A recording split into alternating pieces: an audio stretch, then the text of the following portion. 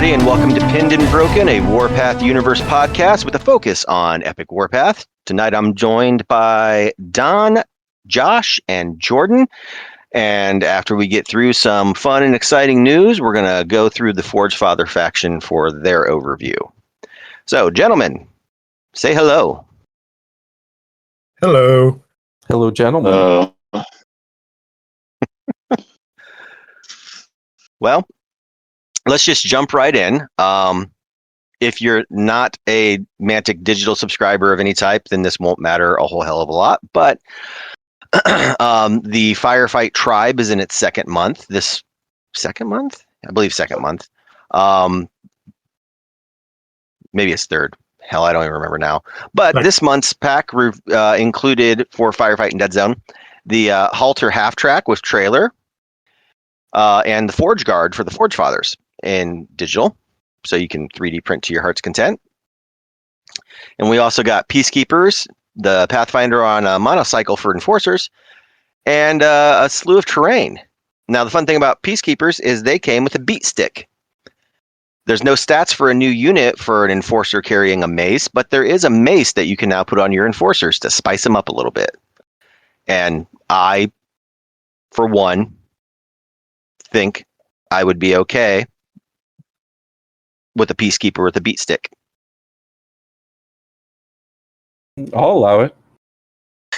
Thanks, I appreciate that.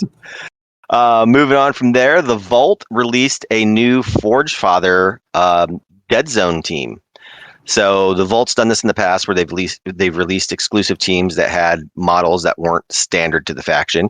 And with the Forge Father release, we got a new Hammerfist Drop Trooper. It looks like a command unit, and it's a brand new sculpt. Super cool. He's crashing down on the ground with his hammer and smashing it and making a little explosion.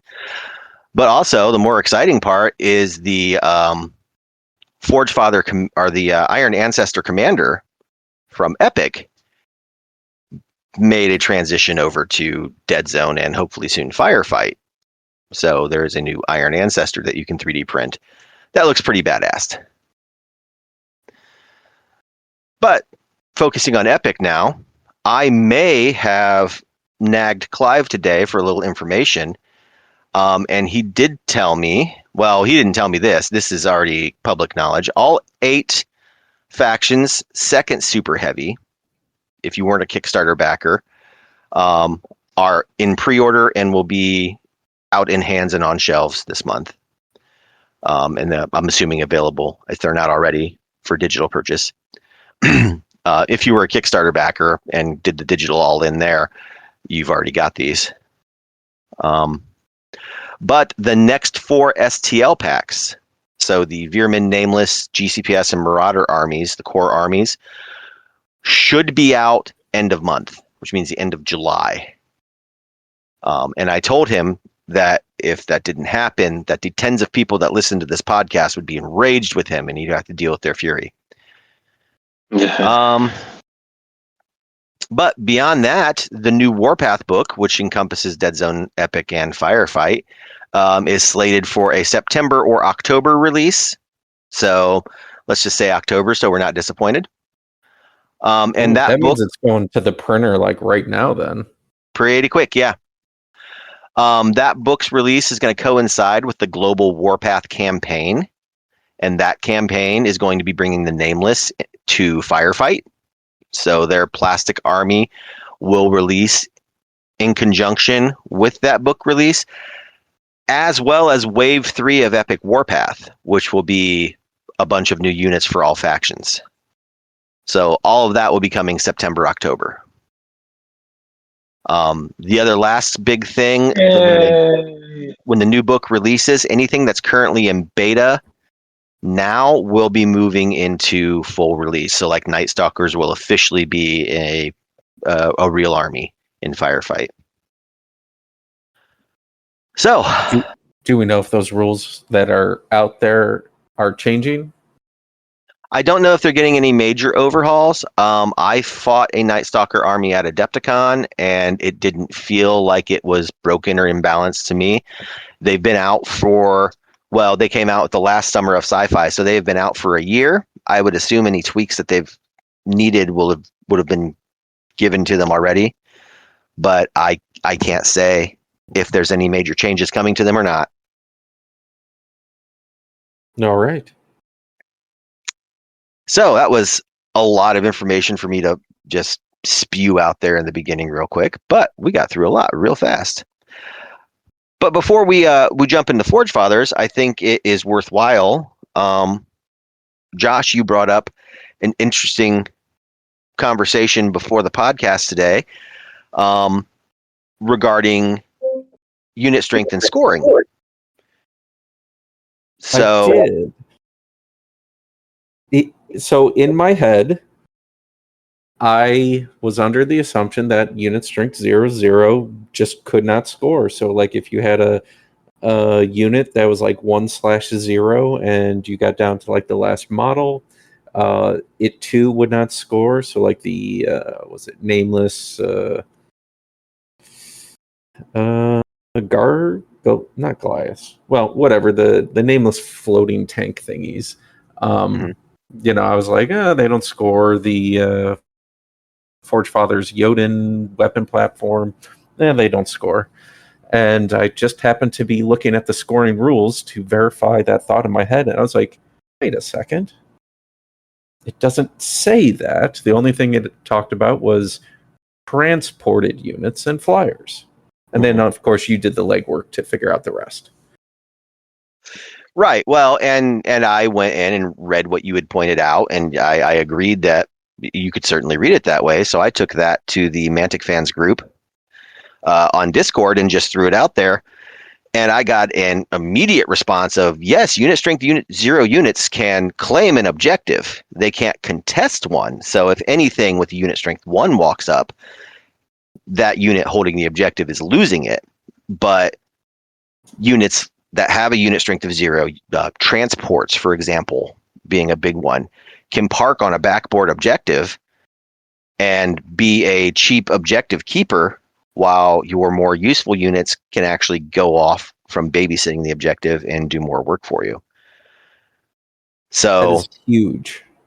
That is huge, and that changes perspective on stuff like transports that we've complained about in the past, because now that squad of transports does serve a purpose. You can run it up board, especially if it's a dynamic objective, for example. If the objective's off that turn, you can run them up board, dump their troops, and then the next turn when that objective's active, you could run them right back over to it and park on it while those troops are off doing work.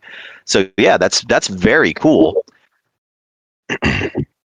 I will revise my thought on transports a bit with this revelation.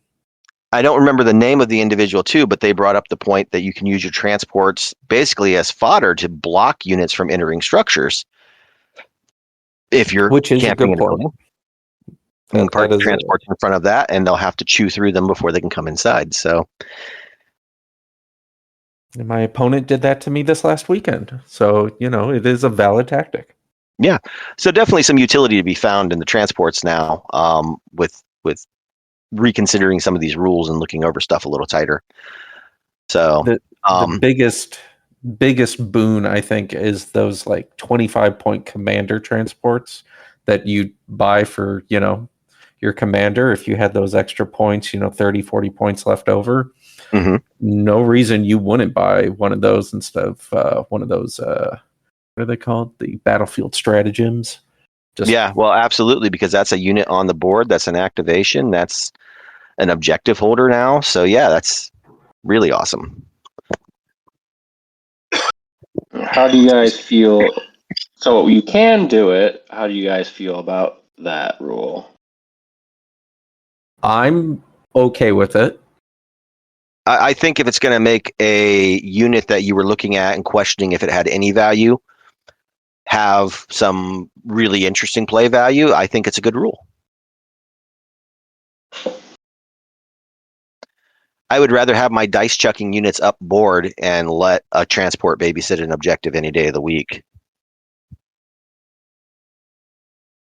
And then it will, you know, if you expand on this, where now, because at Adepticon, anybody see a single person with a transport claiming an objective, period.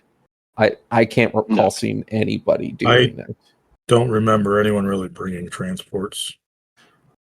Well, and to the point of that, with when I posted that to the Mantic group on Discord, after I got my answer of yes, they can, there were several responses, and I know I sent you guys screen caps of those conversations. There were several conversations afterwards. People were like, I've been playing that wrong. I didn't realize that. That changes my opinion on transports. So, yeah, I think it was one of those things that, collectively the community was looking at it saying, unit strength 0, it can't capture anything. What's the point? And in reality, we are all apparently just skimming the scoring rules. Yeah, because this has a big change on how, well, the meta overall, at least as far as how I'm approaching list design and what can work for a tournament. Because now suddenly, if you can score with cheap, defenseless transports, it makes some of those deep striking units that you were like, it doesn't pack enough punch to do something. But now it's an undeniable presence in their backfield that they have to deal with, because not only can those units score, but they can inflict damage. And right, yeah, it disrupts the other player's play. Instead of somebody having to sit back with a whole, infantry thing that's just going to live its life on Overwatch because, it's the only thing it had going for it. Now those infantry can go up the field, be more productive in the battle. But, there might be more people bringing deep striking units to capitalize on, people who are being lazy with just transport guarding. So I think it's a really good key thing that we've, been, illuminated. Discovered's not the right word, but yeah. Right. It's an excellent realization. It creates play and counterplay that we didn't have before. Yes. So overall, I think it's a great, I don't want to say rules change, but, rules realization. Yeah.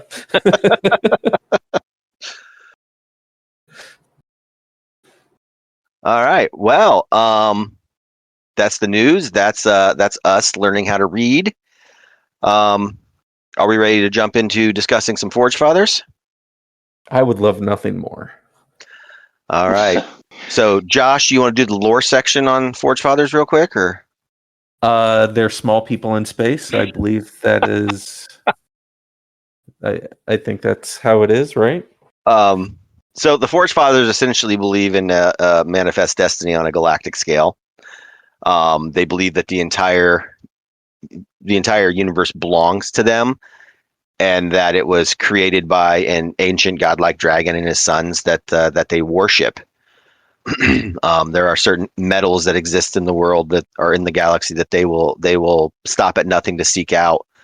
Truvian, I think, is one of them. There's a story in the Epic Warpath book about a world, I think it's Titan, where they're fighting the Enforcers because it was discovered there, and they're like, well, you can't have it.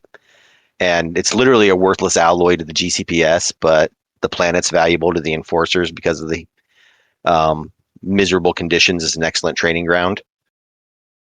So there's a large conflict going on there. But so the Forge Fathers live a lot longer than humans. A lot of them think they can just kind of wait humanity out, that they'll kind of just die off as they continue to do their business. They truck around in the galaxies in these giant ward ships that they use to literally crack open planets to harvest all the resources out of them. So they excel at heavy armor. Every dwarf is a trained combatant. There's not a single one of them that doesn't spend a couple of years in their clan's military. That's reflected in units like militia. Militia are usually retired steel warriors that did their tour and are now like, all right, I'm done. I'm gonna go craft. And then they say, hey, now you need to shoot something. And they're like, all right. So slow, heavy armor, but they're dwarves. There's nothing nothing really. Everyone knows what a fantasy dwarf is, and this is just fantasy dwarves in space. But This is the best lore you've presented so far of all the Mantic stuff. I can't tell if you're being facetious. No, I am more interested in Forge Fathers now. Thank you. You're welcome. I will plug my friend Zakama's podcast, Mantic Lore. You should give them a listen. They've got like a whole hour-long episode on just the lore of the Forge Fathers. We'll have to check this out. But that said, Forge Fathers, the fun guys that they are, their faction rule is Ferengir overcomes. That's one of the dragon gods that they worship. So whenever one of your units receives a pin marker, roll a die. On a 5+, the pin marker is immediately discarded. This is essentially the headstrong rule from Firefight, but, on everything in the Forge Father army. For free. For free. It's a good rule. Army has a nerve of 5+, which is really good. 50-50 chance that they're going to be fine anytime they have to make a nerve test. 50-50 or 66-33? 5+ of 5, 6, 7, 8. That is 4 out of 8. That would be 50%, wouldn't it? Oh, yeah. Huh. I may have an English degree, but I did do some maths. I've played more Kings than anything else lately and was thinking in D6s. Oh, yeah. Get your filthy D6s out of here. We only work in 8s now. So, first up for the Forge Fathers, Well, we have... Do you want to talk about the strategic orders? Because those are Oh my God. Discussion. I don't, but I think you should. Oh, well. So the dwarves have good strategic orders, which is unusual because a lot of time you're like, it's an order. I guess I'll just spend it on rerolls. But dwarves got some good ones. Unnatural sprinters, when an heavy infantry, or walker unit activates in the movement phase, you can spend 1 of your command points to have them advance or sprint by 3 more inches, which is huge for the dwarves. It makes them one of the faster armies if you've got the command points to spend, and it helps your walkers, specifically your walkers, get into combat a lot quicker. And then this is a rule I should think works way better on the table, but it stinks for me. 'Tis but a scratch. When the enemy attacks this unit with shooting or in an assault, I can spend 2 command points to give my unit a 6+ save, or if it has a save already, reroll failed save results. So it is expensive, but everyone gets shot. So to me, it makes it one of the easiest orders to use. Yes, but I have a bad habit of spending all my dice on that and then not getting any rerolls. So I like the order in principle. I just need to buy some weighted dice. Or just bring more commanders for more dice. Or Josh, you can invest in the Forge Father faction dice available on the Mantic web store. I bet you those roll better. I'm not saying I bought 2 packs of the Enforcer dice, but I'm not saying I didn't. I'm going to have to buy 3 and find the best rolling ones. And then coming to the last one, Born of Fire for 1 command point. When an infantry or heavy infantry unit shoots ranged weapons, you disregard the unit's normal profile and you throw an incendiary grenade, which is 1 dice, AP1, ignores cover, and pinning. So at the surface level, it doesn't seem like it's that good of a thing to use, but because it applies pinning and has ignores cover, you can use that to hit units in a building a little bit easier than just taking your standard, like, rifle shots at them. And because it is pinning, you can lower scoring values of enemy units, or by virtue of units being pinned, they can't receive like the Overwatch order next turn. So if you do assault in and they didn't get rid of that pinning, they can't Overwatch into you. Did I say Overwatch in? I meant assault in. They can't Overwatch when you assault. Right, yes. That's what I meant. I don't know how I said it.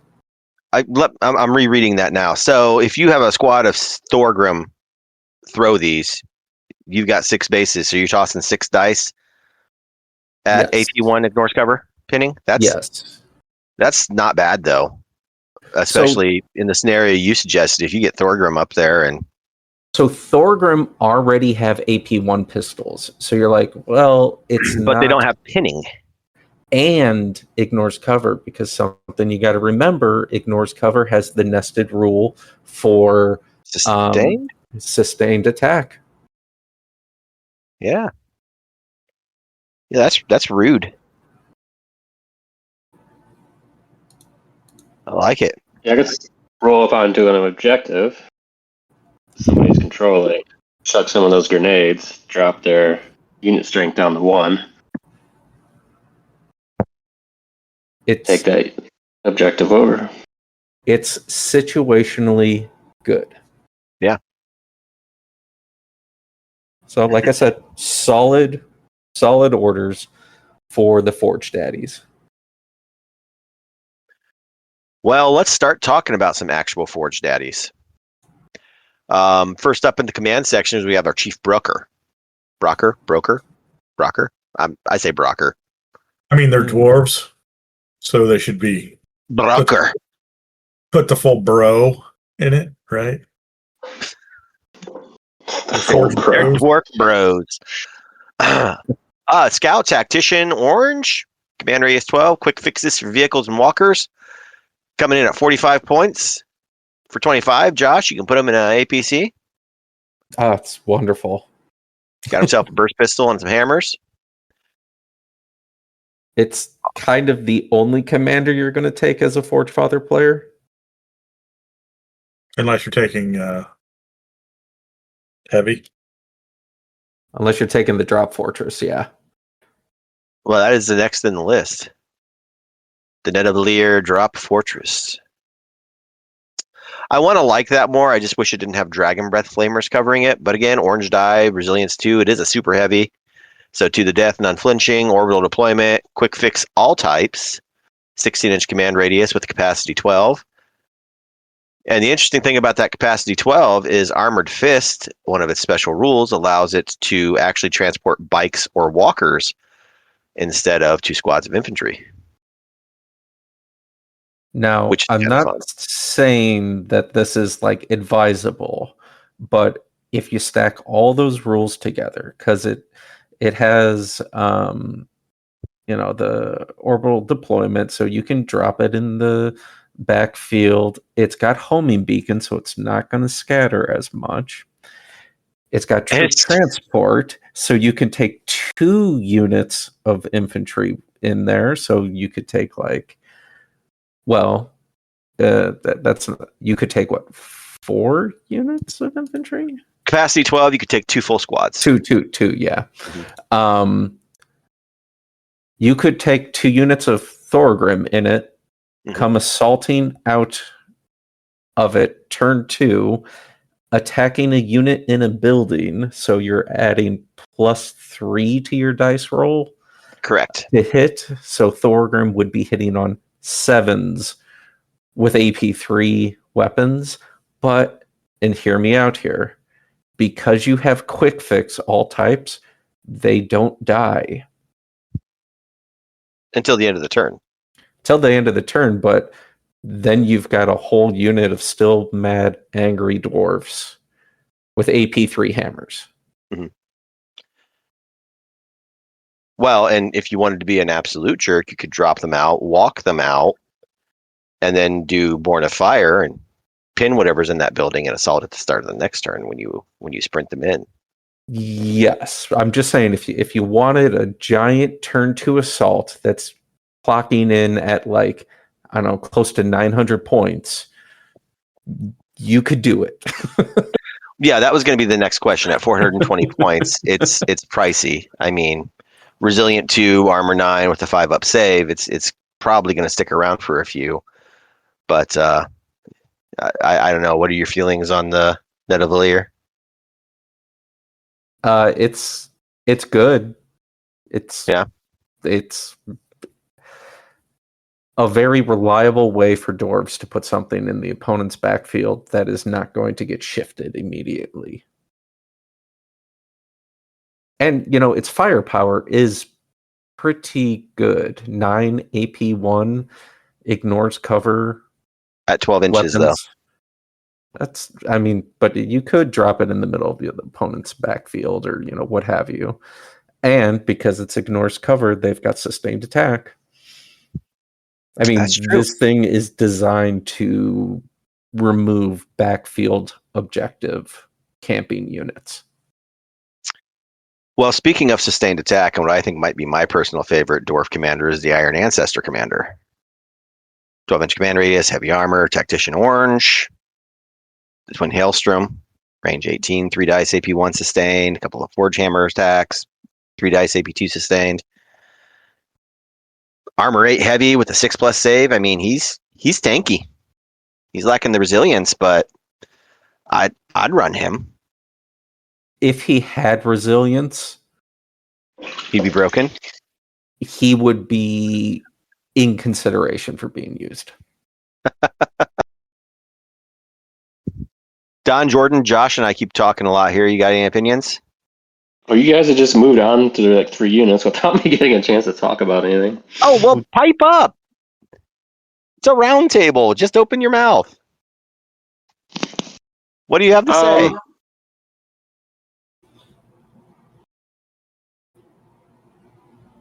So I find, because, commanders have to be closest, right? So range 18 does make it him effective to push up and not get overly threatened. He can kind of stay back and he can effectively use his attack dice. Like assault stats on a commander are kind of like, okay, it's nice and they're good, but it's the last ditch, right? So no, I don't actually think the Iron Ancestor is a horrible choice versus the Chief Broker. The biggest thing I don't like about him is he's got an assault of 6+ when regular Iron Ancestors have 5+. Oh, that is interesting. I wonder if that's a typo. Don, you have opinions? I mean, 75 points isn't bad for what he has, but I agree with Jordan. I don't think that value in having a good assault commander is kind of not there for me. So if that's where his points are going, then I feel like that's a bit wasted. But range 18 for, these typically not long range shooting units is pretty good. 75 points isn't too bad for a commander, especially for the type of command die you're getting. And he's pretty dang defensible. Saves are 6+, not too bad. I don't like the unit strength, though. Well, if he's going after a transport held objective, he's going to win. Yeah, true, but yeah. Did you have thoughts on the... Why is your 45-point commander unit strength 2 compared to him? Because there's technically 2 guys on the base. It's the broker and his bro. Oh, okay. Well... Did you have opinions on the Brocker and the Nidavellir since we kind of ran through them? The Drop Fortress, I would have to play it to kind of really have a grasp on it. Or orbital deployment is not something I've used in game, so I don't know what its effectiveness really is. I am a big fan of the quick fix all. Keeping your units in the game until the end of the game is pretty huge, because that is then keeping them in to activate or forcing your opponent to reshoot that squad to really get rid of them. Right. Which is pretty good. Lots of shooting. Let's see, ignored covers. I'm noticing there's a lot of ignored cover in this faction, which is pretty devastating. Dwarves don't care for rocks; they just blow them up. So yeah, they don't care about you being in buildings, that's for sure. Yeah. But yeah, I think, and then command radius is 16, which is pretty big. Resilience 2. I mean, if this thing drops in your backfield while you have your stronger units up the field already, it's going to be really hard to get rid of it. Especially if it's a 4x4 table. You drop that thing in the middle of the backfield, that's still got command radius over almost the entire table. Yeah. So 420 points, that's a chunk of change. So like what level of game, what point level of game does this become worth it, you know? I think it's probably the most well-rounded, because you also, by virtue of it being a commander, you get to sprint around the back table, afterwards, moving 8 inches and firing your guns. So it's like, it does everything. It's a utility commander, which is, I think, the best kind of commander. Sounds like I'm the only one not high on the drop fortress. I mean, like I said, I'd have to use it to really, like, on paper, I think it's a unit that looks good on paper, but I don't love the model. I'll say it out loud. The model's not so hot. It's the Forge Father monolith. Yeah. All right, should we move on to the Forge Lord? No, we shouldn't. If we have to, this is another one of those commanders you're never fielding. But he's our only green. He is your only green.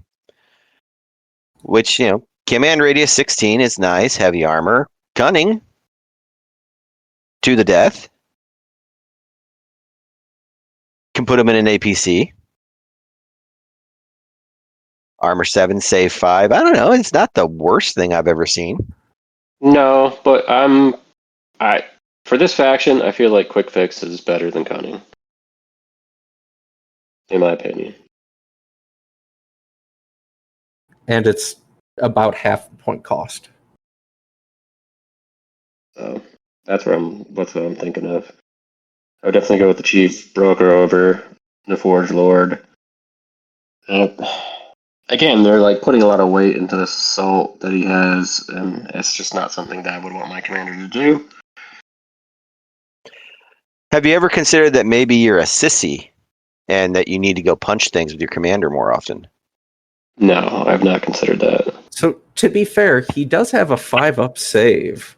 I mean, that's really good for a commander, but like... But also, I've seen you roll saves. Yeah, I mean... But it's a unit you're not trying to get shot, though. Right.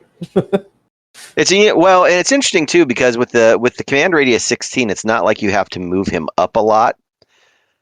He's got a really good command radius, so you can keep him back. But, with the heavy armor and the save, I mean, unless someone's dedicating AP to him, he's hard to take off the board. I will say, I could see in like a 2,000 point or higher list, bringing him to accompany an assault squad. Especially if you want that green die. Right. So it's bringing in at that point, it's bringing in the green die. Cunning can be more effective, and he can keep up with the assaulting squad that he's going to be attached with. But You're not taking them. Okay. I was trying to, put a little shine on that turd, but Well, listen, if you want to shine a turd, let's talk about the Huskarl. yeah, that. At 50 points, just a black die, cunning, command radius 12. I don't know why you'd take him over a Brocker. This is a dead unit. Really want cunning. It's a dead unit. This is for the people who do not have the second wave of dwarfs. I was about to say this is your starter box commander. But yeah, I mean, I would never take him over a Brocker. That's for sure. No,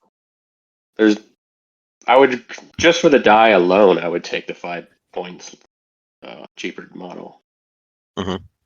And on top of it, you're getting quick fix. And scout. Like why would I ever spend 5 points more for this guy? Well, and just to emphasize though, you're only getting quick fix vehicles and walkers with the Chief Brocker. It's not like he's keeping your troops alive.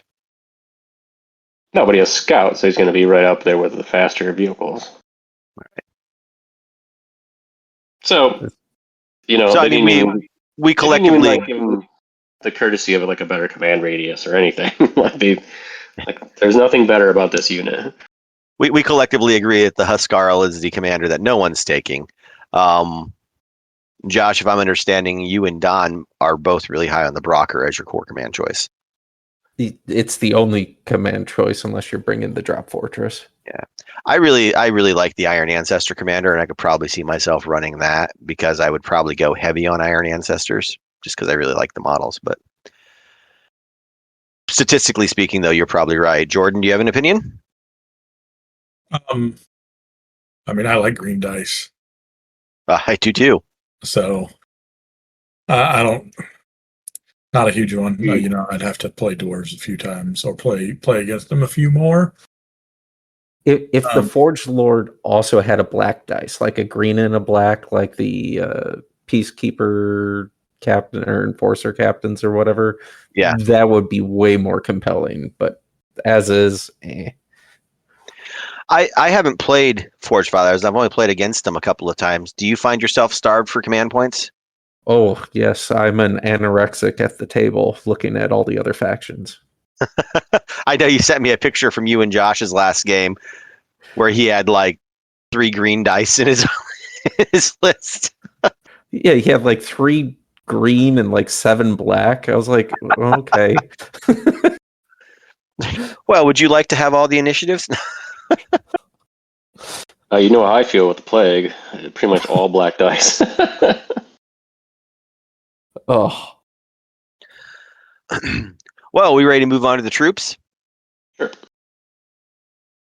All right, so the Forge Fathers have 4 troop types: Steel Warriors, Brockers, Thorgrim, and Rikers. Let's start with the Steel Warriors, because I think that's pretty much something everyone's running at 130 points. Armor 6, 6 dice at range 12, AP 1, shooting on 5s, move 5/8, unit strength 4/3. I mean, I don't think they're a bad basic infantry. No, they're solid. Probably our best infantry. Point for point, 130 points versus other factions. They seem very point efficient. Yeah, I mean that's 30 points less than operatives. They're really similar to operatives in a lot of ways, save that operatives are throwing double dice but no AP, unless they burn a command point on a vehicle shot. Yeah, I don't really have any complaints on Steel Warriors. I feel like that'd probably be the bulk of what I would run for my troop choices. Don? Yeah, I agree. I mean, the baked in AP on a standard troop is always really good. So 5+ shoot, that's great. 12-inch range for a basic unit is, really good as well. So yeah, I mean, and I know comparing faction to faction is a little off, but they're 5 points cheaper than commandos, and they they have AP1 and lose an assault dice. So does not feel evenly pointed. Oh, better shooting as well. Well, of course. But they don't assault as well, so they got that. The regular commandos, you're never assaulting anyway. Like it's a useless stat. You're never assaulting because you're always running away. I mean, no, it's just not a very good assaulting game anyway. Like assault. I was just making fun of you, but so Steel Warriors, I find myself assaulting with all the time, though, because with armor 6 and going into a building, they're like armor 7. Like they're tanky boys. They can do work even if they're not as proficient with it. one of the things that I'm noticing as we go through this is in firefight, like everything in the dwarf army has heavy armor. Steel warriors have heavy armor in firefight. But over here, everything has AP. So instead of having like unlimited heavy armor in the epic universe, they just like none of their army gives a shit about the existence of heavy armor. Which is an interesting thing I'm noticing as we go through. Well, the next unit choice at 185 points is the Brocker. Armor 5, a little faster at 6'9", shoot on a 6, assault on a 5. They've got burst pistols and forge hammers, both at 2 dice, range 9 on the burst pistols, no APs. But they come with quick fix vehicle and walker and scout. So I like this unit, but I never field it because I already have quick fix for my commander. I thought you were going to say because they're a bunch of clanless dwarves and you hate them. No, because I don't understand that lore. You've said words, but I don't understand how they mix together. Like they have good stats, even if you like discount quick fix. Their stats with scout and like their assault capability, it's not bad at all. I just never find myself taking them, and I don't know why. I should justify the extra 55 points when you can just get a squad of steel warriors. Yeah, I'm not giving up the AP1 for the Steel Warriors for this unit. AP1 shooting is way better than it. It's you're not. But they are 12. There are 12 dice shooting instead of 6 at 3 inches less. Yeah. And with the 6-inch advance, that gives them a 15-inch threat range. And it's 12 dice AP1 in an assault, so that offensively they're point for point one of the best assaulting units in the game. Yeah. Like I said, I don't know why I don't use them more. They've got all the right stats. I just don't.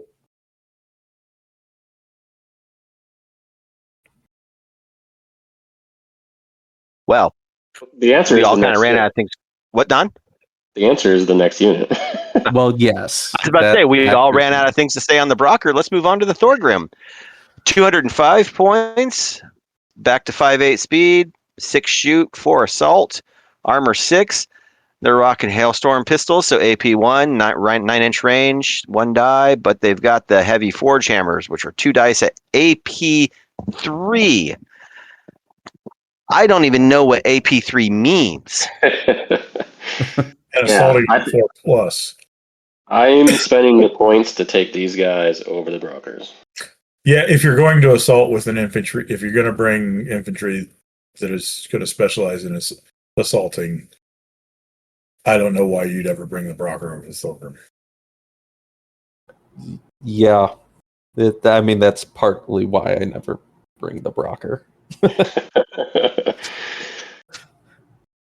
So this is something I've noticed in a lot of armies here. Certain areas of army makeups are a little spoiled for choice, and things just sort of like blend into each other. This is one of those examples of if the Thorgrim wasn't there, the Broker's a choice. But the Thorgrim's there. why am I taking the broker?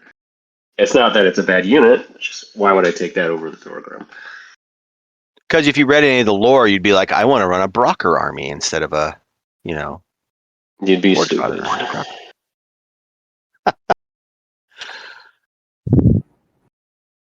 Well, that leaves us with Let's look at the one rest of last. the stats then. If we're comparing those two units, so it is a little slower, like an inch on its. And it doesn't scout. And it doesn't scout, yeah. So to make it super effective, you kind of need the transporter up the board to take the best advantage of the AP3. No saves, same unit strength, better armor. Mm-hmm. Assault is a 4+. A 4+ assault with AP3. Oh my god. Well, that's why I said you technically could, out of the drop fortress, have these guys swinging at a 7+, with the assaulting from reserve, assaulting a building, assaulting out of a transport. You stack all those things, you're still hitting on 7s. It could be worth it. Yeah, That's painful. I mean, you're talking about assaulting into a building. What if you just dropped your drop fortress and assaulted them straight into an enemy super heavy? Yeah, 6 up to that. Or wait, don't you get a +1 when attacking a super? I do believe you do. So you'd be swinging at a 5 up. Yeah. 12 dice at a 5 up AP3. But it's expensive. I mean, you're talking 900-ish points. Well, yeah, as I say, if you're going to do it, you're going to do 2 squads. So you got 410 plus 420. So 830. Oh, yeah. 830 is not bad. That is an alpha strike. So that's why you don't bring Brocker. But you know what you never bring to the battle? I'm going to guess you're going to say Rikers. Yeah. I know, Don, you were saying they're your favorite. I enjoy the ignore cover and penning from these units. At 155 points, ignoring but cover only a and 9-inch penning. range, Don. I know, but you can transport them at the board. Listen to you guys talking about transports now like they're a relevant thing.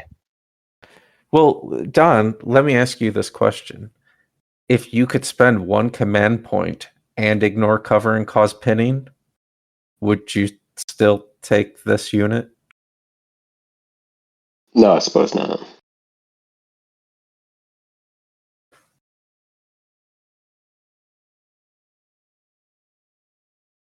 Moving on.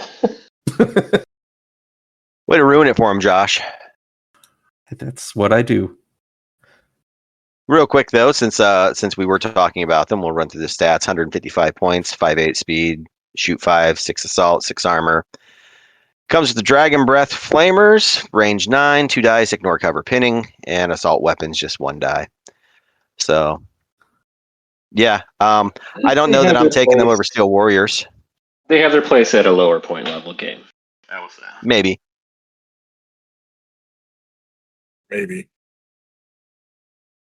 I've got them painted, and yeah, they'll never see the table. So, out of our troop selections, I'm not big on the Rikers. I mean, Steel Warriors, I think, are pretty much my default point per output for them. Just seems like the right spot for me if I were building a Forge Father list. But I do like Thorgrim. Yeah, Thorgrim are just 90 points more. Mm-hmm. Or 70 points more. They're not cheap, but they're if you can get them to do their job, they're gonna do it well. Yeah. Well, a section Forge Fathers are obviously spoiled in is Specialist. What, Don? I didn't say anything. He wasn't saying anything. I thought he said something. I apologize. So we have a ton of specialist options for the Forge Father. The first of which being the Haltier half track. You get 3 of them for 120 points. The Hailstorm autocannon, range 18, 2 dice, AP 1 with sustained attack. Unit strength of 2 zip. Armor 7, save a 7, move a 714, scout. What do we think about the half track? I dig these things. They are with scout and sprint of 14, range of 18. These things are destroying face on the first turn. So Yeah, love them. Jordan, you have an opinion? They're pretty good. Yeah. 120 points too. I'm not arguing with any of you guys. I really like these myself. I mean, it's yet again. I mean, so we're into specialists here. It's low cost, high dice amount with AP, like ease of access overall. On average, for this army, for high volume AP is Nuts. Nuts. I don't know if they're bad or they're too good or no other every other army just isn't as good as they should be. Right? Yeah, I do like that. I do like that. So next up in the list is the Juggernaut at 150. It's a walker. You get 3 of them. Speed 6.9, shoots on a 6, salts on a 5, armor 7 with heavy armor, save on a 7+. Comes with the Dragon's Maw flamethrower, range 9, 3 dice, AP1, ignores cover, and vicious. Or it can power drill and power hammer you for 3 dice at AP2. How do we feel about the Juggernaut? It's a pretty solid overall unit. It can kind of do a little bit of everything. With it being a walker, it can be in the building too. So Also extremely point efficient on amount of dice you're checking with damn good AP. Yeah. So the range is its limitation, but it might be my favorite walker. I think it's the Timu Iron Ancestor myself. I mean, it's got hate. Its armor is good. It has a save. You're not going to be afraid to get it up in there, right? And AP 9 dice in your squad, AP 1 and ignores cover, which nests sustained attack with AP. So, and you talk and about vicious. Tactics and how these things work. You can do the unnatural sprinters. Well, now this thing is able to assault 12 inches or go 12 inches and get into a building. So now it's in a building. Its unit strength, if the building has an objective, it's 4.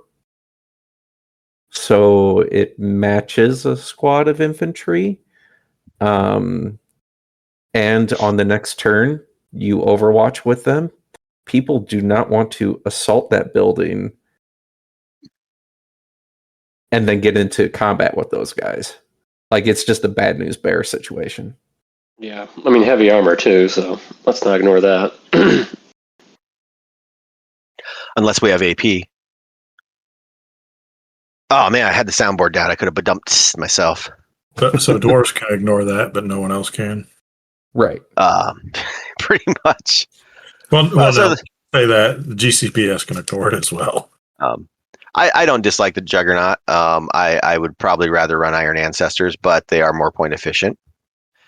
But that brings us to just the most awesome of the units in the specialist list, the Storm Rage Veterans. Josh, how do you feel about your Storm Rage Veterans with their speed of 5.8, shoot 5, assault 6, armor 6, with their Mjolnir missile launcher or magma cannon? Should have been troops. Yeah, So I guess what I look at with these guys is, if I'm not mistaken, they're the same cost or 5 points more than an Enforcer heavy squad. which is roughly the same, range 20, 1 die, AP1 vicious, but they don't have the magma cannon option at range 16, 1 die, AP2. But you do have high velocity ammo, which makes it the exact same thing. Yeah, I have to burn a command point to do that. I don't think your argument is invalid, especially with the number of specialist options that the Forge Fathers have. Storm Rage veterans probably should be a troop choice. Yeah, we got like 4 more to get through. Yeah. However, I don't think that they're bad for what you get out I of love them. them. Range 20, I love them. Range 20 AP1 vicious, I love them. And if you get up a little closer, you can go to AP2. I think they're great for 165 points. But like Josh said, you're competing for the slot, so Yeah, I mean, it's not a support slot, so it's a little easier to get some extra specialists in your list, but still. at a low point game, they're a consideration. At a high point game, they are an auto take, in my opinion. Jordan, any opinion on Storm Rage? Storm Rage? Yeah, I mean, it is their long range choice, right? So,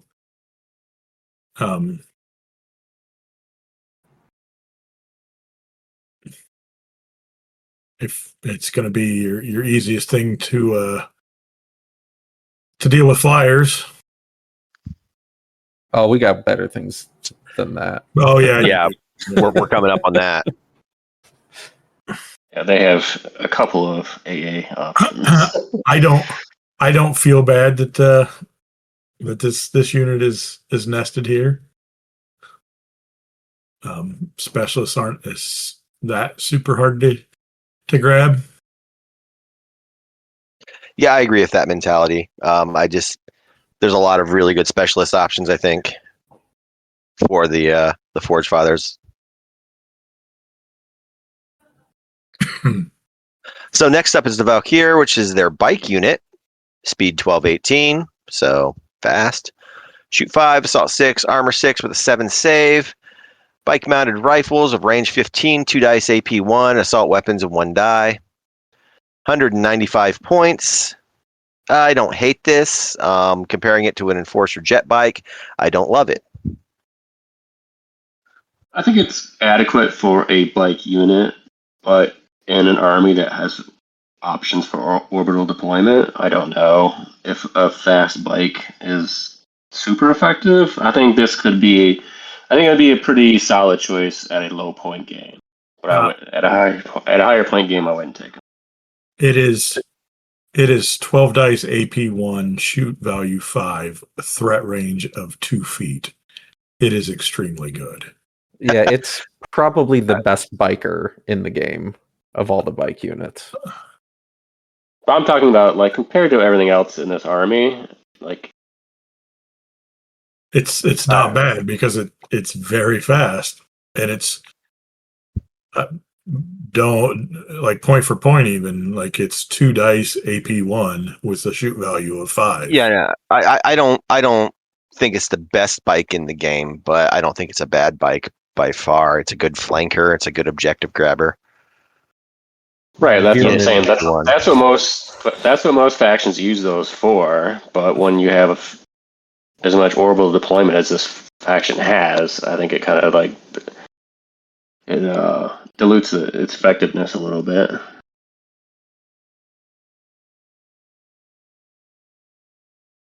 Well, next up is a personal favorite of mine, just because I love the model. It's coming in at 200 points, 3 models to the unit. It's your Iron Ancestors, speed 6-9, shoot 5, assault 5, armor 8, heavy with a 7+ save. Unit strength of 2-1. Comes with a twin hailstorm autocannon, range 18, 3 dice, AA, AP1, and sustained attack. Or for melee, the Forge Hammer, 3 dice, AP2. I love this thing. It's really good. It's really good. Yeah, I have no notes. At 200 points, it's almost an auto include for me. I was having a conversation with Josh earlier about this, and in my opinion, I would take the cheaper atmospheric fighter over this. Ooh. Interesting choice. Burn a support slot for that, but we'll get to it in a few. Ooh. Jordan, you have any feelings about the Iron Ancestor? Extremely point efficient. I agree with that. And because it's armor 8 in a building, goes to Oof, yeah. armor 9. Also, Yeah. even though it doesn't have ignores cover to nest sustained attack in it, it just has sustained attack. Well, yeah, and you're tossing 9 dice, so I mean, there's a good chance you're gonna get a couple extra dice every time you're rolling. Mm-hmm. Yeah, I really like the Iron Ancestor. I don't really like the Forge Guard. 225 points. Heavy infantry, heavy armor, unflinching, speed 5.8, shoot 5, assault 5, armor 7, save 7, unit strength 3.1. They come with some Mark III Hailstorm rifles, range 15, 1 die AP 1, and Forge Hammers, 2 dice, assault AP 1. Thoughts on the Forge Guard? This is a dead unit for this. Love them in firefight, but Yeah, this is a dead unit for this game. Yeah, there's more efficient ways to get 2 dice AP 1 assault. Especially for 225 points. Like I love this model for firefight. But yeah, I just I don't see a lot of value for them in Epic, especially when stacked up against Iron Ancestors or Juggernauts, even the Valkyr. Yeah. Yeah. yeah, they've given them no redeeming qualities. Their AP is garbage compared to a lot of units. The save isn't that great. 7 up. Shooting is average for the faction. Like, what are we spending 225 points on here? Well, how about we spend 255 points for the exact same armor, but strap a jetpack onto it? And that's the Hammerfist Drop Troopers. 5.8, shoot 5, assault 5, armor 7, save 7, unit strength 3.1 with orbital deployment to the death. Heavy armor. They come with Inferno drills. They're range 9, 1 die AP 2, or the Forge Hammers, again, 2 dice AP 1. I mean, it's not even a comparison. It's a lot of points, but orbital deployment makes this a consideration. Without homing beacon, you've got a little more chance to scatter and splat onto a building, but if you feel froggy, I don't think the Hammer Fists are terrible.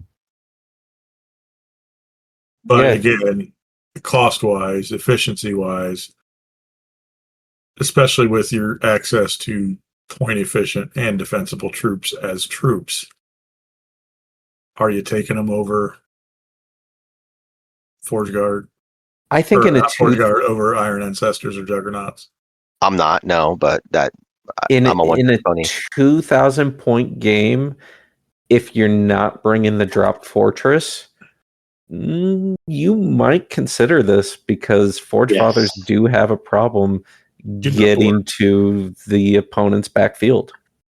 Yeah, I would say I agree with Josh. This is a high point game option if I don't want to drop almost 1,000 points kitting out my drop fortress. I find it interesting that you think they have such a problem moving across board, though, because speed-wise, they don't seem like they're really slower than, say, Enforcers. I mean, everyone's slower than Asterians, but they're the same speed, and yeah, the Marauders are basically the same speeds as these guys. Yeah, but how often are your troops making it to the backfield? all the time, Josh. Never look back. Always moving forward. Go, go, go. Well, I mean, you got that, but You've got unnatural sprinters. yeah, it evens out ish. But it's still, even then, like, you're not getting to the backfield. And if you're playing on a 6x4 table, when people start spreading things out, one thing you got to notice with all these dwarf guns, they're not the longest range. They're not that short. I mean, half of them are like range 9. I'd argue they're all pretty short. But They're a little short for stormtroopers. Well, the Hammer Fist wraps up the specialist section on the Forge Fathers. A lot of good options in specialists. Half Track, the Juggernaut, the Iron Ancestor, the Valkyr. I think the problem is something like a Hammer Fist, while an interesting unit, has way too much competition in specialists to be a regular take unless you're building your list around it, as Josh suggested, with I want to use these to ambush the backboard. yes. Well, that brings us into the support section. So we have 5 options under support for the dwarves. Well, I mean, I'm pretty sure Josh is going to say there's 1 option under the support for the dwarves, but we'll get to it. They start off with the heavy inferno drills. You get 3 of them for 100 points. Move a 5/8, shoot 5, assault 7, armor 6, unflinching. No unit strength, but they have the inferno cutting lasers at range 15, 2 dice, AP4. At 100 points, this is ridiculous. This has to be a typo. They need to change that point value. Does AP go up to 4? I say this every episode because I'm a salty bitch about nothing over 2 for the enforcers, but yeah, AP4 is nuts. That's just a super heavy killer for 100 points, but it's 100 points in the support slot. So, well, 6 dice at a 5 up, AP4, range 15 for 100 points. I 100. used to say only armor 6 though. I mean, this thing's going to get sniped off the board immediately. Yeah, I mean, it's as survivable as our normal troops. But I used to say Not you even. never take this because only 100 points. It's only 100 points. Yeah, but it's your support it never slot, scored. Now that we know that a 0 still can score, oof, they're tempting.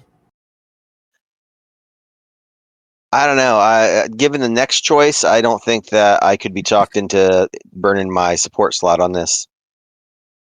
These things are going to go punch above their weight. Even if they do get shot off, if you place them properly on the table, they're taking out much more in points than they're losing. That's a big if. You were playing quite terribly, or rolling quite terribly, if AP4 is not getting you heavy armor off the field from your opponent. It's not so much that. It's that. I mean, an Enforcer rocket team's going to one-shot this. Because, I mean, it's only 3 models. So, to Josh's point, it's not even as survivable as your infantry. I'm taking it. AP4, I'm chancing it. 100 points, it's on the table. Listen, you can take that. I'll spend 75 more points for the Sternhammer made battle tank. Sure. Yeah. It's faster. It's faster. It's the same stat line, except it's armor 8 with a save 6, range 24, 2 dice, AP3. I'll spend the extra 75 points for that survivability. I think the Sternhammer. I'm taking both. And a 6-up save. If you have the support slots for it, Don, that's what I'm saying. It's a tight field. But if you've got 2 support slots, why wouldn't you just take 2 Sternhammers? It's AP4, man. Well, AP3 isn't that far off from AP4. Yeah, I mean, AP4.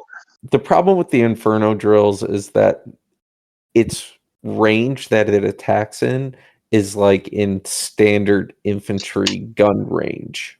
Yep. Mm-hmm. It'll get off like 1 round of shooting and then maybe, do something and then die. Hey, it can't get pinned. At height 3, it can hide behind a squad of infantry for cover. But I mean, it's still going to get prioritized and deleted. In my opinion. Hold up. Hear me out. What you got, Put the Holmes? infernal drills. And then to the drop fortress. Can't. Yes, actually, you can. Yeah, Armored you can. fist. I thought that was vehicle or walkers. Well, Is vehicles or bikes, walkers. vehicles or walkers. Yeah, you could shove it into the Nebadilier. Jeez, I can't even say it. Oh. You could only cram one squad of them in there, but yeah, you could do it. But at 100 points? I mean, if you wanted to remove like one of those disscuss giant walkers. Well, yeah, and you come on the board and you just walk it out and fire. You're only a -1 for coming on the board and shooting. So, Man, don't be coming on the board. Gross. great, Don. Now you demonetized us. Sorry. So I'm making my money. Josh, you gotta try that for me, alright? Inferno drills in the fortress. Let's see what happens. You know what? Josh, he wants you to do that at the tournament play. so he can turn around and run your drop fortress over with his Colossus and it can actually accomplish something in a game. My Colossus will never make it to the backfield. No, that he'll drop the drop fortress over by it. My So, backfield. Means I have to just park it. If it survives getting flamethrowered, it can go up and do something. Yeah. I want that thing to be successful for you, Don. It's so pretty. Well, Don, once they make models for it, I'll run it. Okay. Deal. We don't have Inferno Drill models? No. Huh. I guess I didn't realize that. Well, I'm warm and fuzzy for the Sternhammer. I don't know about you guys. It's good, for sure. It's And the 170 best points is support not bad. choice. Well, using the same chassis but a different turret, you can get the Brander Urban Assault Vehicle. Not quite as good. Still heavy armor. Armor 7, save 6. Move of 8/12, so it's a little faster. But it mounts a Dragon Breath Flamer, which is range 9, 3 dice, AP1, ignore cover. 135 points. It's not bad, but I'm probably not taking it. No, So- I agree. If they made the assault on the assault vehicle a 5-up with 2 dice AP1, you'd see use out of this. I don't know why you'd waste a support choice on it. It seems like they're Like catering this to being like infantry killing tank, but In a faction where we sneeze, ignore cover AP1. right, yeah. That's yeah. Exactly. It just falls flat for what it is. It's just a unit that didn't need to exist. Compared, with It's a unit that exists because it exists in Firefight. I mean, plain and simple.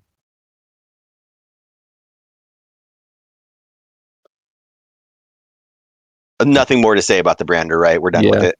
No. So next up is the Jotun weapon platform. So this is another vehicle 3, move of 4/6, shoot 5, assault 7, armor 6.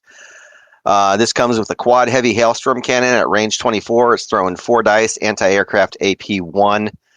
If the aircraft meta gets going for 105 points, I can see this thing having value. But an Iron Ancestor in the specialist slot is almost as good at killing stuff in the air as this, and it's better at killing stuff on the ground. Yes, and it's got like the same survivability as the Inferno cannon thing that we were talking about. Yeah, before. I just noticed it doesn't have heavy armor. That's surprising because it's built on the same chassis as the Sternhammer. No, this is a little. Oh, no, this is Jotun. I'm sorry, I was looking Yeah. at the Brander again. And it doesn't move for shit. No, it does not. It's an 88. Well, it's a quad 20, whatever you want to call it. But I mean, what makes this look worst, I think, would be the next unit, point value wise. Are you talking about the Hlock? Yeah, although it's less dice, it's with sustained and the movability about it. Oh yeah, 1220 as a aircraft. Yeah, it's if you're wanting AA, just the fact that the Hawk's going to be able to move around and your shots are only as effective as the ones that you can take. right. I don't think it's a bad flyer. I think if you're talking just a pure fighter, it's the best of all the ones released so far. It just doesn't take your support slot as a good enough over the other stuff. Right. I mean, the speed with the AP1 sustained attack, it's not horrible. But again, support slots are hard to come by.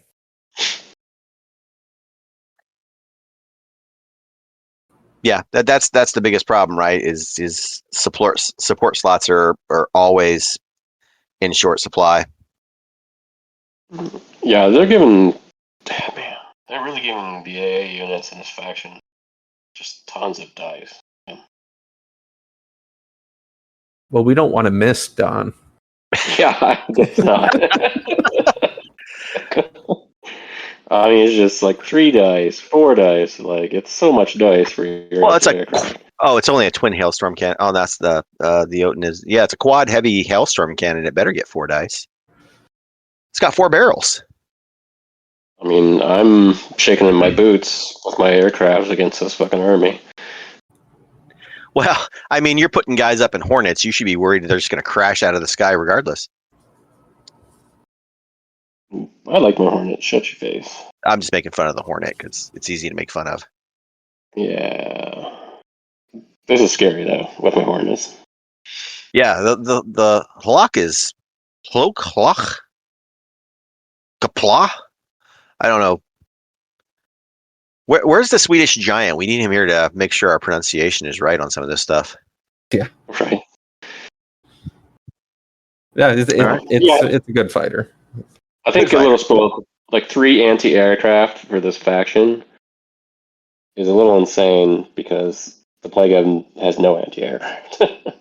And I discovered Nameless have no anti-air either. The dwarves don't like things that fly, apparently. It's too high up. They just want to swat it down. Like, why do you get 3 units when I have none units? So I like this next unit, and it also makes me mad. So this is we're into transports, and the Sigrun pattern dropship. I mean, I wouldn't hate it if it were a little faster. At a speed 5.8, it's kind of slow, but APC anti-grav capacity 2, orbital deployment, and you get 3 of them. So you can bring a full squad of infantry, hailstorm point defense guns, range 9, 2 dice on a shoot 6, armor 7, save 7, and learning what we learned about transports. It's not bad. 95 points. Well, so it's not like a flying transport, right? It's a drop ship. It's a ship Right. drop. Yeah, it flies into the atmosphere, Josh. Yeah, so you have to orbital deploy this one. Right. Like, it's not going to get your troops safely across the battlefield because it's not a flyer. People just straight up shoot this. Yeah, speed 8 is not great, but 2 dice at range 9, it can provide a little support fire once it's on the board, and you can park it on top of a building just to keep stuff from charging it.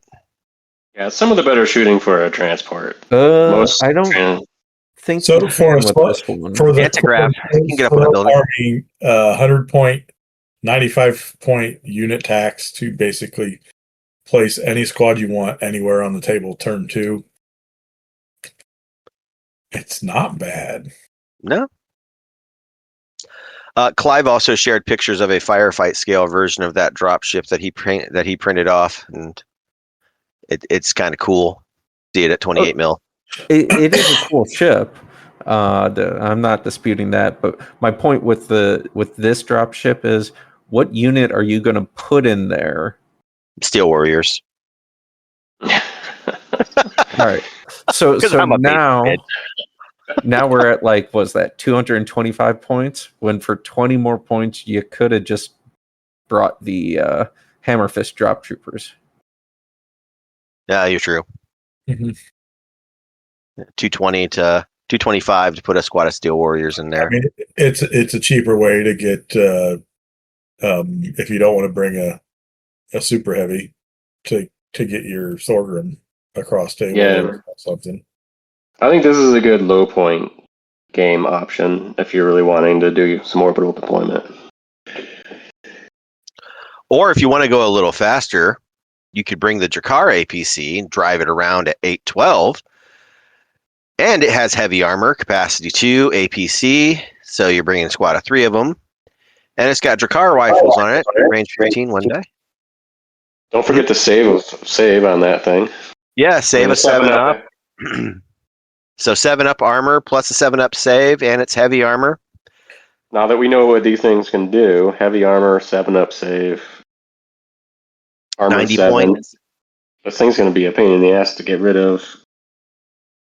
Well, Blocking ways and buildings and I mean, it's armor 7. It's not that hard to kill. Armor 7 with the save of 7. So I mean, there's a chance that it has some survivability. Yeah. no, but it's pulling AP weapons away from things they probably should be shooting to get rid of it. Yeah, to Don's point, depending on what you're doing with it, if you're parking it in front of buildings to block entrance, then it's a pain in the ass to have to chew through it. If you're parking it on a backboard objective, it's a little harder to snipe off the table. So, I mean, it's not bad at all. Like compared to my APCs, which you can just swat away. The thing actually it takes some effort to get rid of it. Your mules will actually die if it hits too large of a bump. So right.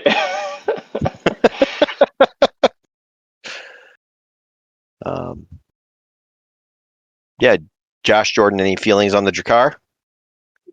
Not horrible. Yeah, I mean, it's. Today's a brand new day, and I have to rethink transports. Everything I thought I knew is now wrong. Yes. Well, those are the only two transport. Go ahead.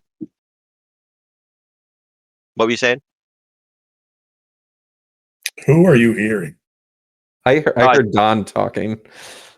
I thought someone started talking when I started talking, and Nope. it could just be voices in my head. Honest to God, I could be losing it. I think you are. I only had like 5 hours of sleep last night. If it makes a difference, been waking up early to paint rats. So that gets us through transports, and that just leaves us with the final super heavy, which is the Hrungnir Magma Destroyer.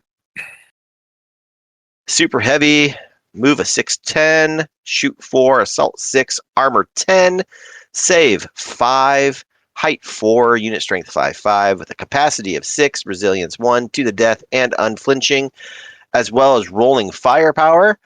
This unit sprints. It may swap its action token for a combat token at the end of its move. In the combat phase, the unit may use its combat token to shoot with its Hailstorm autocannons, not the Magma Destroyer, unless it takes part in an assault. So the Magma Destroyer is range 36, only 1 die. AP3 Blast Demolisher primary weapon. And it's paired with 8 dice worth of range 18 Hailstorm autocannons at AP1 sustained attack. Or it can just run shit over at AP1 for 6 dice.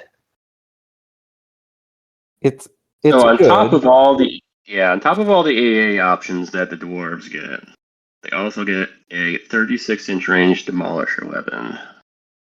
Well, But hey, this is their only blast weapon in their entire yes. list. I fear the Sure Magma they're- Destroyer. Yeah, I'm sure they're Okay. crying with all the AP4 they have. Right. Should you fear the Magma Destroyer? Because it's only AP3 blast with 1 dice. I'm sorry, I couldn't hear what you were saying from the 3-foot range. Yeah. It's got the one shot syndrome. I mean, it's either going to be really fucking good or you're going to miss. Yeah, it would suck if you burned a command die to re-roll that miss that you It's have an only over 50% one die. chance. It's only 1 dice against buildings. When you're blasting things, you still place the template. Well, but that's what I'm saying though. Like with a blast template, you, unless your opponent's really cramming their models in, the most you're going to potentially hit is 3 anyways. So, and then you got to roll 4 ups. I must place my army poorly. Yeah, I get hit with blast all the time for much worse. Well, This is blast. You're is not more fighting enough zombies, Josh. exactly. well, The only negative I'll give this is because it's not an indirect fire blast. You do have to see what you're shooting at. So It is a direct fire blast. You have to see what you're shooting at. yeah, that's exactly what I meant. Yeah. So- Well, let's put it this way, Don. At 370 points, would you take this over a Colossus? Yes. well, and here's something that you can do with it though. It's got capacity 6, so you could put a squad of Thorgrim in there, and then if you're using the sprint thing with the rolling firepower rule, you can still sprint up the table 10 inches and have your Thorgrim come out in assault, and you still can shoot with all the hailstorm autocannons. Yeah, we were focusing heavy on that Magma dice. Destroyer, but yeah, 8 fucking dice dice. with sustained, which means statistically you should get at least 9 dice off of this thing Range And 18. and hit with probably 5 of them. So it's a 28-inch range. Round 1. 28 inches of reach with 8 dice. AP1, sustained attack. Oh yeah, because it can sprint and shoot. Yeah. And let's not forget, it also gets 6 dice AP1 with assault. It's pretty good, and being 370 armor 10. points. Armor Hey. 10. It's all balanced out because it only has resilience 1. Yes. Which means you only need to inflict 3 points of damage against that armor 10 unit in a single attack to kill it. That, I was gonna say, he doesn't Let's save. not ignore the armor 10. And 5+ saves. That he can reroll. Right. So, Yeah, he's a meaty boy. Everyone I've talked to says the best strategy for this thing is to just ignore it. okay. I mean, So in practice, it doesn't do as much damage as one would think. It can only really shoot at 2 squads a turn. You want to know the strategy against this thing? Hmm. You either play as, but I think this is the strategy for everything. Now that we've gone through a few of the armies, is you either just choose to bring GCPS or Forge Fathers. Right. Asterian assassins could be a threat to it, but that's the thing too. I mean, if you come after it and don't kill it, it's gonna delete whatever came after it a minute ago, right? I mean, the next time it fires, it's gonna delete whatever was firing on it, with the exception of something like a GCPS battle mech or a plague battle mech that's gonna take a few shots to blow that thing down. But yeah, if you roll up your assassin and be like, I'm going to assassinate you, it's going to plink off, might pop a resilience, and then it's going to get deleted. So, yeah, it's not scary. vulnerable, but it's scary. Yeah. And at 370 points, it's a really affordable super heavy. Yes. It's too cheap. And like you said, Josh, with that capacity 6, you could shove a squad of Thorgrim in there, and if something is dumb enough to try to assault it, say hello to my little friends. Say hello to my little friend. Yeah, so I mean, this is a fast unit in a dwarf army because it's basically sprinting every turn. Let's not forget that it has unflinching, so I think all the Well, super heavies have that. It has unflinching in an army that automatically rolls to drop pins anyways. So right, and to the death. So it doesn't care about nerve tests. It doesn't care about losing assault. It doesn't care about your pinning. This thing is just gonna steamroll up the table. Magma Destroyer don't give a shit. Right, so it's either got a 42-inch range for standard move, or the sprint gives it a 28-inch range. So I guess, interestingly enough, it's like to talk about 40K for a second, and you read the 40K lore, and the Space Marines are like 100 of them can conquer a planet, and you play 40K, and like 100 of them got killed by some gene stealer cultists. This unit block actually feels, there's 2 stories in Frovox Enigma that have the Magma Destroyer in it. and this stat block feels a lot like how it felt in the lore when it was doing work. And I really like that about it, is it does feel like an intimidating model, and having faced it on a table before, it is an intimidating model. As an Enforcer player, I don't have a lot of answers for it because I'm always rolling 8s to try to wound it. In the best case, I'm rolling an 8 up to wound it. So, it's a scary monster to me, but you guys may feel differently. Nope, as a father totally player, I think I could take it. You can. It's right here at the bottom of your list. Yeah. It's all yours. You have the STL even. I mean, just hit that. Why aren't you taking it? 2,000 points. Why aren't you bringing that and the Drop Fortress? Yeah. I'm going to park my Magma Destroyer on this side of the table, and I'll put my Drop Fortress on the other side of the table, and you decide where you want to go to die. I mean, at that point value, because those all have like transport, my entire army could be transported in that. Yeah. The three troop choices you have to take in order to satisfy it. Come on, Josh, make it happen.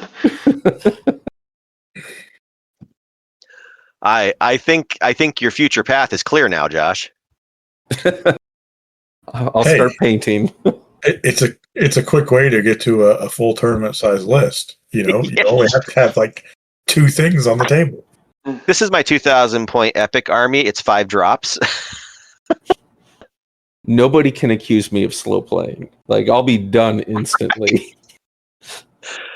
I'm gonna extra activate, and I'm done. The rest of the turn is yours. Well, that wraps up the Forge Fathers. We are running a bit long here. We're at a little over an hour and a half. So real quick, want to hop over to the hobby desk and see what everyone's doing? Josh, what's on your hobby desk? I have been painting a ton of Nameless, but it sounds like I need to switch over to some Forge Father Super Heavies. But just painting Nameless has been my ongoing struggle. Well, hopefully by the end of the month, you'll be able to paint a lot more of those when the core army STLs are out, and you can flesh out some of the units missing in that army. I was trying to get it all painted so I could do that. Don, what about you? I know you're painting right now. I am. I'm working on my next Blood Bowl team. My next summer Blood Bowl league is going to be starting in a few weeks here. So I've decided to put the Nurgle aside so I can finish painting them, and I'm working on a brand new team for this next season. And that is? It's the Necromantic Horrors. Is that with a WH or? Horror. Oh, Not horrors. with an H. Yes. So undead? Yeah, it's a bit of undead, and it's ghost goblins and werewolves, pretty much. Nice. It's not your epic army, but whatever. It's not your firefight plague, but guess that's not important.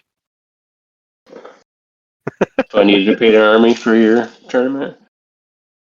I hope you have a painted army for my tournament. Oh, I guess I better get started then. Son of a... Jordan, what's on your hobby desk? I've been assembling some firefight forged eddies. There we go. That's what we wanted to hear. Just building right now? Just building.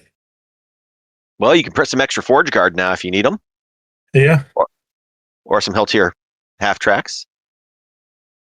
I do need the hull tier half tracks because I don't have those in the strike forces. So. Woohoo!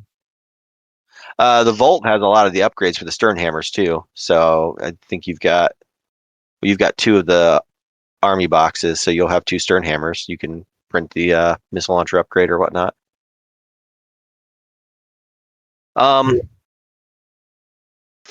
I this morning finished everything for the Veerman Commission I'm working on, except for the tunnelers. I have 2 tunnelers to now magnetize and then paint. And then I will be done with that Veerman. It's 110 models. Oh, wow. That I have painted in about the last 6 weeks. And averaging about 10 hours a week. For firefight? Yeah. Oh, okay. Yeah, I did 110 Veerman for a firefight commission. So I will never again, huh? It's fine. Doing it for money makes it a little easier to do. If I were doing it for myself, that would have been a slog. But and they were very honest up front. They're like, this is a loner army, so it doesn't have to be the highest quality paint job. So I used a lot of shortcuts and just to get a nice dynamic looking army. It's primed purple with a blue zenithal. And then I just picked out some details and weapons, and then I put a black wash over everything, and then came back and did the eyes in like an orange red, and the weapons have a green glow on them, so they've got a couple of nice little spot colors and a couple of little glows off of them just to make them a little more dynamic. But it looks like an army of Veermen coming out of the tunnels. So individually, each individual model isn't like, oh my god, that looks so sharp, but when you see all of the crawlers together, when there's like 75 of them together and they've all got their glowing eyes and their glowing guns, it's kind of a cool little sight. So they've all got more than 3 colors on them, so it's a win, right? Cool. What was your inspiration for the blue and purple? Well, the client asked for them to look like they were underground dwellers. He wanted them to look dark and undergroundish, so that's why I was like, okay, well, let's do purple as the base, and then I just kind of built off the triad there, and that's why I ended up with the orange and the green, because the blue was a neighbor color, so I was able to kind of treat the purple as the shade and the blue as the base, and then do the orange and the green as the triad, and it all looked nice and clean and meshed up neatly together. And then I just went into some browns for like, if you have some foot wraps or some gloves on some of them. So I went into browns to hit those, and did just a fine brush and did some hair texture on exposed areas where there are hair on the head over the blue, and then just washed it all down so it implies like some fur texture on them. So I mean, overall, I'm really happy with it. I mean, I put about 75 hours into it, building and painting so far, and like I said, churned out at this point 108 models. So I don't have a complaint on that. I would have bet money that the inspiration for the purple and blue was Master Splinter. Yeah. He wears like a burgundy robe. He wears like purple and blue stuff all the time. I'm going to agree to disagree. Let me ask But damn it, AI. now that you said that, I wish I would have thought about Splinter. That would have been fun.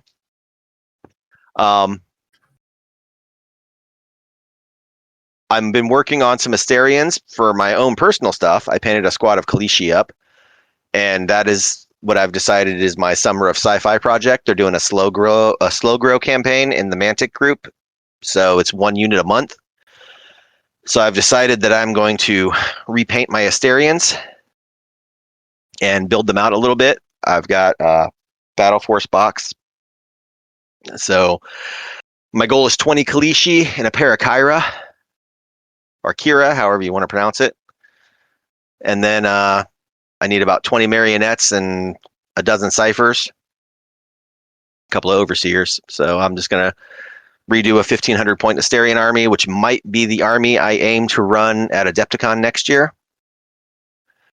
And then because I need more projects at once, I think I shared with you guys, I customized one of the rifle arms from the Enforcer STL pack, and then tweaked out the Enforcer Sergeant model because he's a cool model, and did my own custom Sergeant. And I printed the Hand of the Seven because I never painted the entire Dead Zone team. I decided, why not? So that's everything on my table. Nothing epic at the moment. I've printed a lot of epic, but nothing on the paint table. I do have an epic demo day on Saturday, so hopefully I get some decent turnout for that. Try to encourage some people into the slow grow campaign. I've got 3 players interested so far, so I'm going to run that and say what, Don? Did I hear Don say something they didn't say again? Yes. No, but I heard it too. Okay, Every time you've questioned for Don, I've heard it. I haven't, so. Thanks, Josh. I At didn't say least we're say going anything. crazy together. There must be an Yeah. echo or something. Maybe. But yeah, so slow grow campaign is starting at the end of July. Sam down in Columbus area is running his slow grow, and I am just piggybacking off of him. So he's working up all the rules for that, and I'm just going to run players up here through it, but try to kind of grow out the overall Epic community. I mean, we're an hour apart.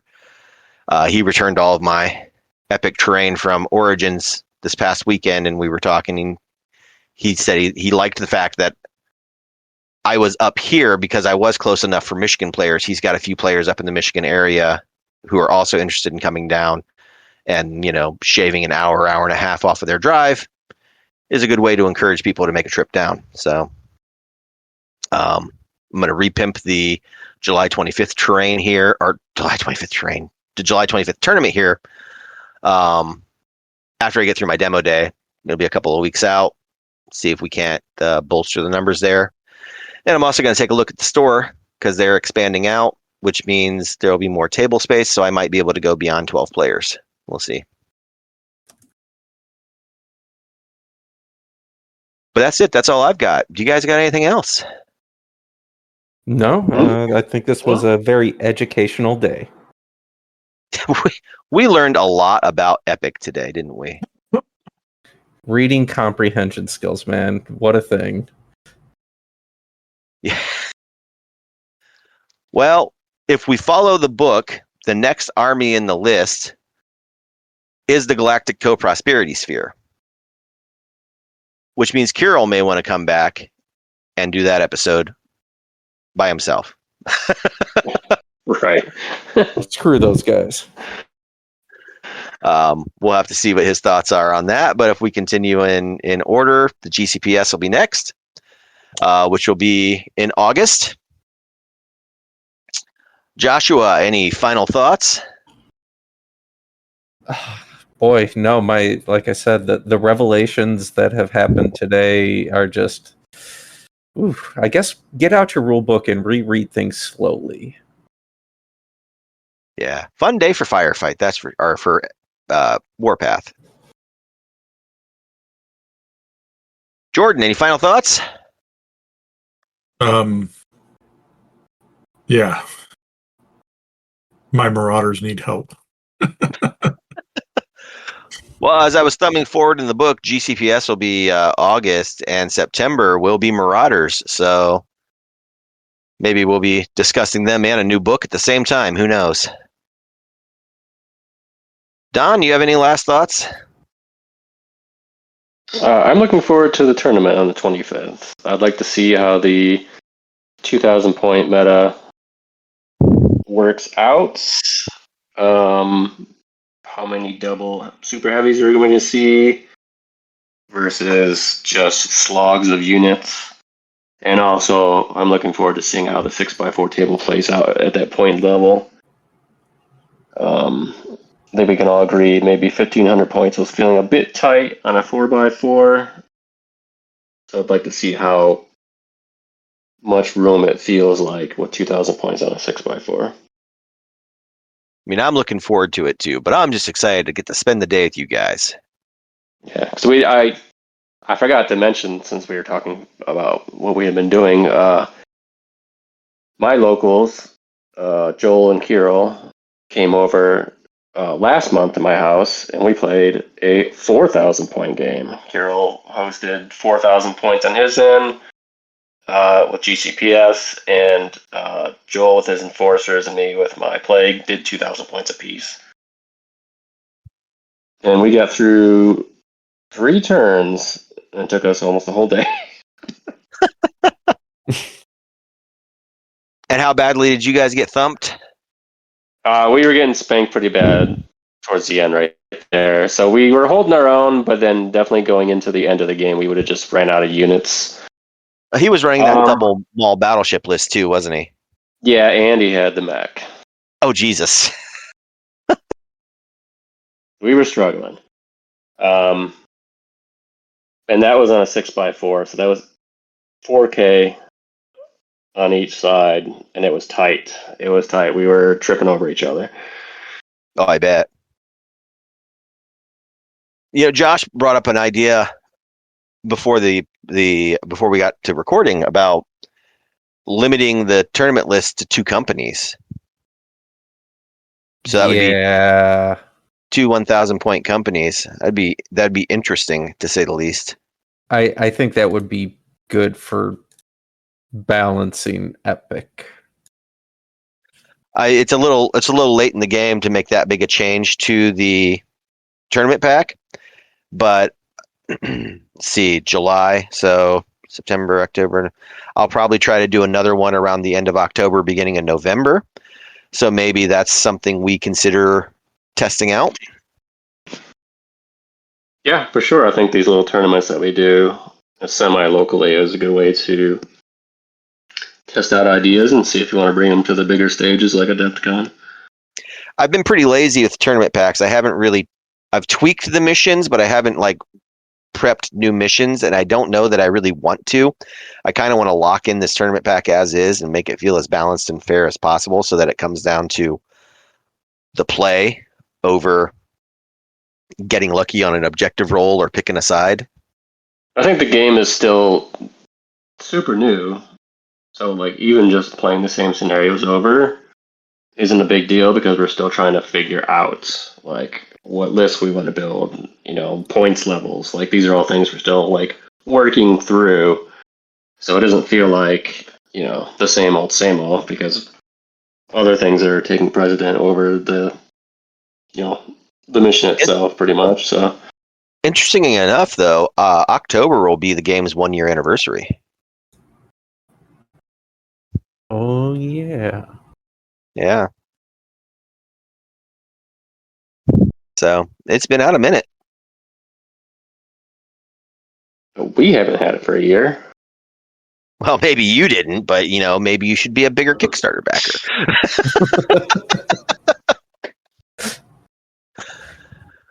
Well, guys, we are scramble at Michigan GT.